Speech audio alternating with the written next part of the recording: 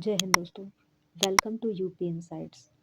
आइए आज हम बात करते हैं उत्तर प्रदेश के वन्य जीव संरक्षण के बारे में, जिसमें हम देखेंगे वन्य जीव विहार, पक्षी विहार, राष्ट्रीय उद्यान, प्राणी उद्यान तथा टाइगर रिजर्व के बारे में। फ्रेंड्स, इस टॉपिक में सभी को डाउट रहता है कि पक्षी विहार किसे कहेंगे और वन्य जीव विहार किसे कहेंगे तथा यूपी में इसकी संख्या कितनी है।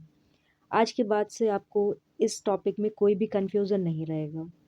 सबसे पहले जान लेते हैं कि वन्यजीव संरक्षण क्या है, वन्यजीव संरक्षण का अर्थ क्या है, वन्यजीव संरक्षण से होता क्या है और यह किस लिए आवश्यक है।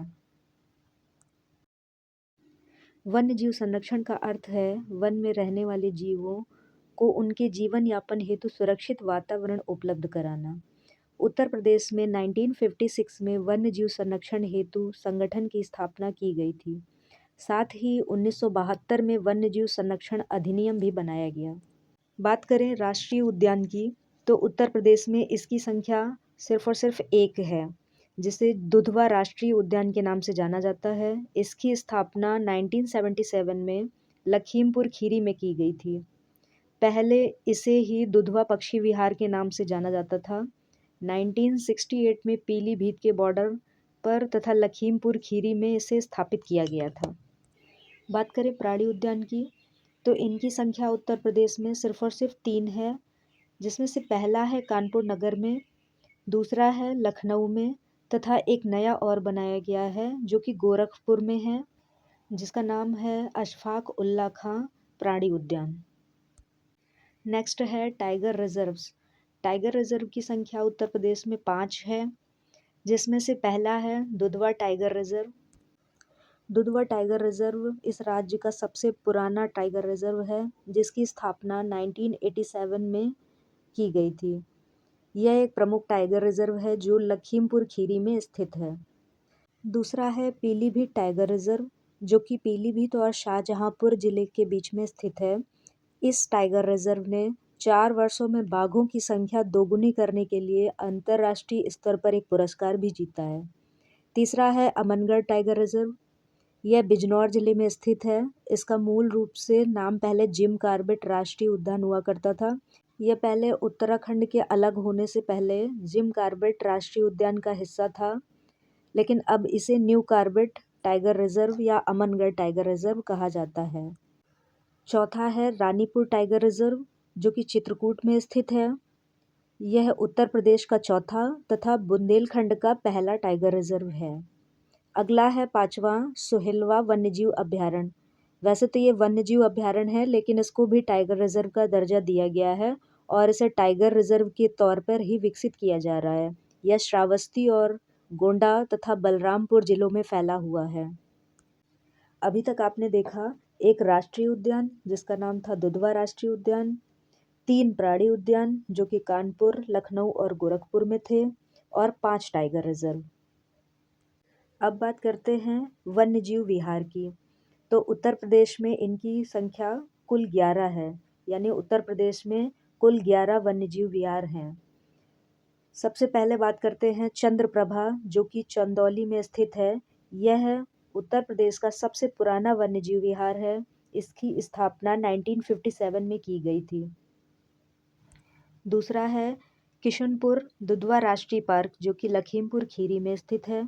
तीसरा है कतरनिया घाट, जो कि बहराइच में स्थित है। अगला है रानीपुर चित्रकूट। यह वन्यजीव विहार भी है और टाइगर रिजर्व भी है। अगला है राष्ट्रीय चंबल वन्यजीव विहार, जो कि इटावा तथा आगरा में स्थित है। उसके बाद अगला है कैमूर, जो कि सोनभद्र में स्थित है। अभी जूनियर असिस्टेंट के एग्जाम में ये क्वेश्चन पूछा गया था कि कैमूर वन्यजीव विहार किस जिले में स्थित है। अगला है महावीर स्वामी, जो कि ललितपुर में स्थित है। फ्रेंड्स, आपको बता दें यह सबसे छोटा वन्यजीव विहार है, जो कि महावीर स्वामी के नाम से स्थित है ललितपुर में।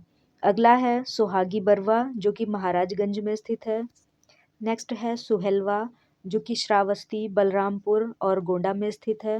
अगला है कछुआ वन्यजीव विहार, जो कि वाराणसी में स्थित है। नेक्स्ट है हस्तिनापुर वन्यजीव विहार जो कि मेरठ, मुजफ्फरनगर और गाजियाबाद में स्थित है। ये 3 जिलों के सबसे बड़े क्षेत्र में स्थित है और यह उत्तर प्रदेश का सबसे बड़ा वन्यजीव अभयारण्य है। अब देखते हैं पक्षी विहार, जो कि उत्तर प्रदेश में है 13 यानी 13। सबसे पहला है नवाबगंज पक्षी विहार, जिसको चंद्रशेखर आजाद पक्षी विहार भी कहते हैं। यह उत्तर प्रदेश का सबसे पुराना पक्षी विहार है। इसकी स्थापना 1984 में उन्नाव में की गई थी। दूसरा है बखीरा पक्षी विहार, जिसकी स्थापना बस्ती और संत कबीर नगर में की गई। नेक्स्ट है समान पक्षी विहार, जिसकी स्थापना मैनपुरी में की गई। अगला है पार्वती अर्गा पक्षी विहार, जिसकी स्थापना गोंडा में की गई। यह उत्तर प्रदेश का एक रामसर साइट भी है।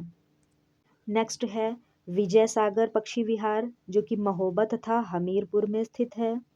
अगला है सुरहाताल, जिसको जयप्रकाश नारायण या फिर लोकनायक पक्षी विहार के नाम से भी जानते हैं।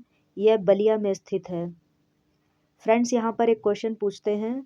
अच्छा, आप बताएं बलिया हमारे उत्तर प्रदेश का पूर्वी, पश्चिमी, उत्तरी और दक्षिणी में से कौन सा जिला है?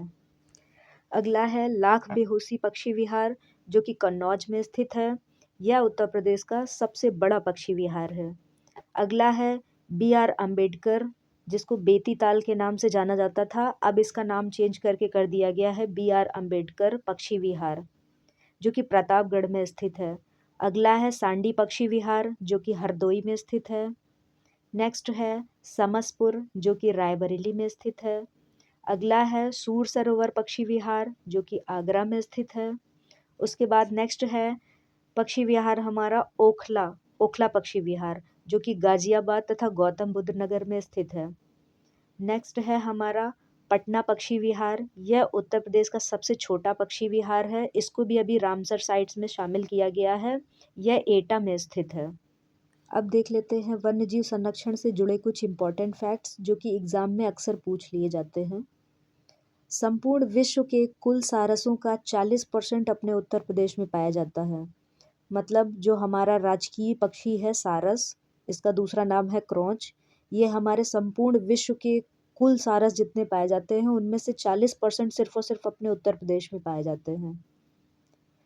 दूसरा संकटग्रस्त जीव जो है वो गिद्ध है, बहुत कम पाए जाते हैं हमारे उत्तर प्रदेश में। नेक्स्ट है गंगा डॉल्फिन, जो कि राष्ट्रीय जलीय जीव है, यानी नेशनल एक्वेटिक एनिमल है भारत का। यह सबसे ज़्यादा इलाहाबाद और मिर्ज़ापुर में पाई जाती हैं। अगला है काले हिरण, जो कि अलीगढ़ और इलाहाबाद के मेजा क्षेत्र में सबसे ज़्यादा पाए जाते हैं। अब बारी है क्वेश्चन ऑफ द डे की। तो आज का आपका क्वेश्चन है वन्यजीव संरक्षण अधिनियम कब बनाया गया?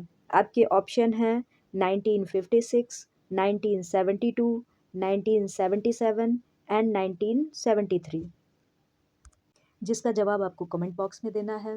वीडियो यदि पसंद आई हो तो लाइक करें, शेयर करें अपने दोस्तों के साथ और चैनल को सब्सक्राइब करें। आज की वीडियो में बस इतना ही। Thanks for watching this video.